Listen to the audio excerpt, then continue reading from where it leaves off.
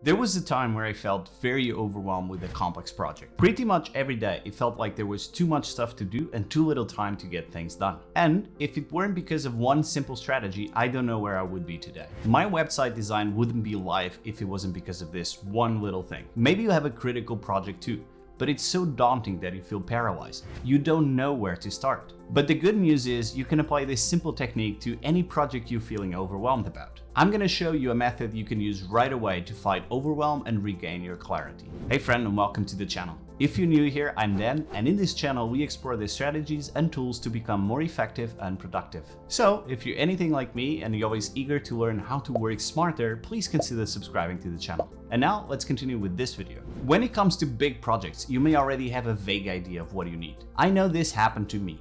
I kinda knew what to do mentally, but my list just felt endless. Or I didn't know what to do first, so I tried to do it all at once. And sometimes I was so confused about it that I didn't want to do it. Procrastination was a common escape for that overwhelm. And that's just a horrible feeling. Nothing is more frustrating than worrying about a project you can't start. And to solve that problem, you first need to understand why you're feeling overwhelmed.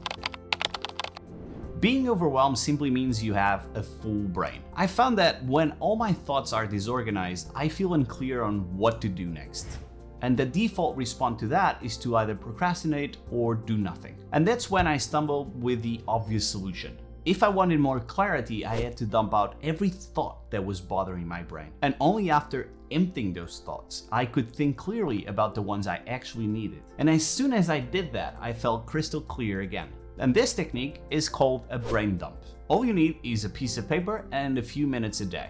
The process looks like this. First, you define how the finished project will look like. You then break it down into smaller goals. And then you make a list of every task that's in your head. If you follow this video, you'll solve your overwhelm just like I did to finish my website. And by the end of the exercise, I gained clarity with 3 powerful tools. 1. I had a list of every task I wanted to do. 2. I created a plan that showed me when to do each thing. And finally, I knew the exact task I had to do at that moment. After that, all I needed to think about was that little task. The overwhelm, that was gone. I knew exactly what I needed to do and how to do it. There were still lots of work to do, don't get me wrong, but I felt 10 times lighter. And whenever I wanted to start another big project, things just went as smooth. If you're wondering about that first step, it all starts with knowing what you want. And once you know the what, it's easier to find the how. When I decided to redesign my website, it started with a bunch of ideas of things I had to do, and that felt a little bit overwhelming. So I asked myself, what would this project look like once I finish it? And that question instantly made everything clear. Suddenly, I didn't have to do everything I was thinking about. I only had to do the things that led to that result. And the more specific I was on the result, the easier it was to know what to do and what not to do. So I grabbed a piece of paper and described how the complete website would look like, what images it should have, what colors and fonts I wanted, how many sections it needed to have, what each page should be about, how the pop-up should work, all of that stuff. And that's when I changed the way I looked at the project. It wasn't just to redesign the website, but to create the pages, choosing the design style, and organizing the media. So I didn't have one gigantic goal anymore. Instead, I had turned it into 3 smaller goals, so it became easier to manage. So what I did so far was the following. First, I asked what the project would look like when it's finished. And 2, I broke it down into 3 smaller goals. That made it easier to understand what I was trying to do. But I hadn't done anything yet because I didn't know how to achieve those goals. So that became the next step of this exercise, making a list of everything that I needed to do.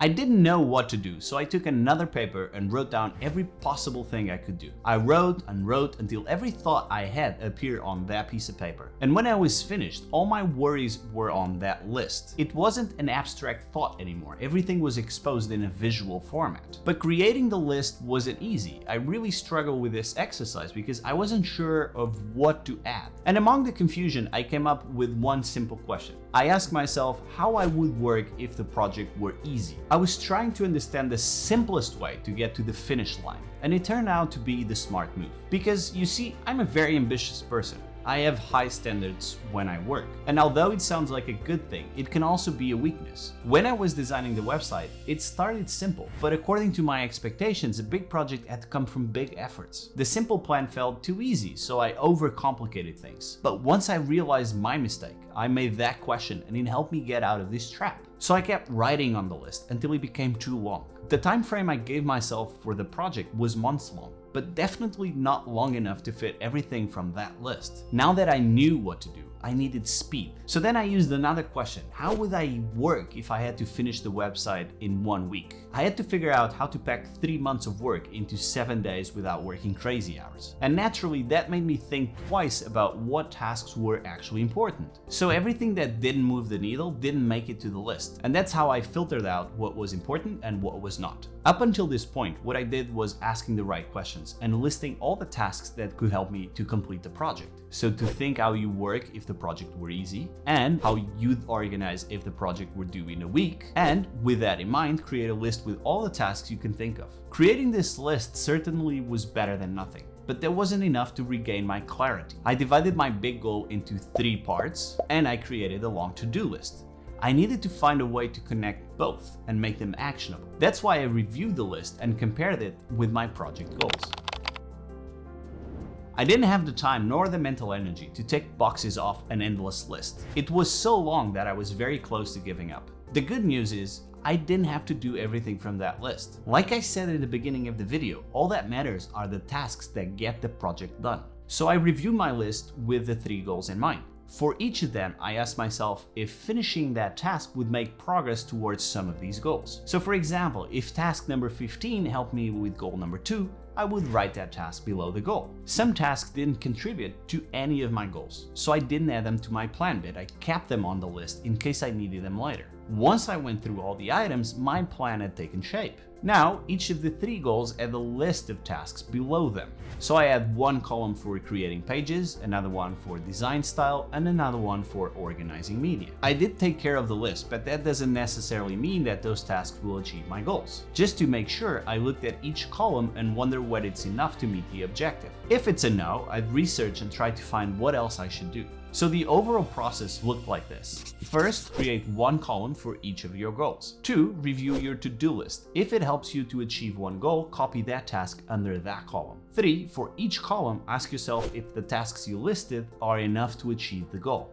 If something's missing, you need to find out what else you can do. And this changed the way I looked at my project. It's no longer an endless to-do list. I just need to choose one of the 3 goals and do the tasks listed below. By this point, I felt really close to understanding my project. But I forgot a tiny detail. When planning from the final result, those steps need to connect with the present, or it doesn't work. It should be something small enough to get done in a day.